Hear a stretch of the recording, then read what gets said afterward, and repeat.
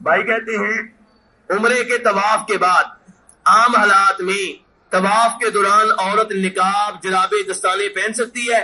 جی، جو عام طواف ہوتا ہے عمرے کے علاوہ، عمرے سے ہٹ کر جو طواف ہے اس میں یہ پابندیاں نہیں ہیں. اس میں عورت نقاب پہن سکتی ہے، جرابے پہن سکتی ہے، دستانے پہن سکتی ہے، مرد رات کی موزے پہن سکتی ہیں، جرابے پہن سکتی ہیں.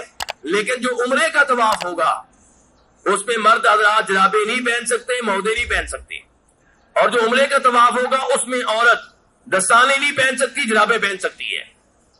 اور نقاب نہیں کرے گی، یعنی کہ وہ پردے کا وہ کپڑا جو چہرے کے سائز کے مطابق ہوتا ہے وہ نہیں پہنے گی.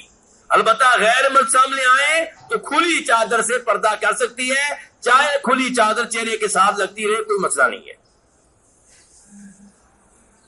امام سعید بن منصور اپنے سنن میں روایت کرتے ہیں، جناب عائشہ رضی اللہ تعالی عنہا سے وہ فرماتی ہیں حالت احرام کے بارے میں کہ تسدل المرأۃ ثوبها من فوق رأسها على وجهها، کہ عورت حالت احرام میں اپنے سر کے اوپر سے کپڑا لٹکائے گی اور پردہ کرے گی.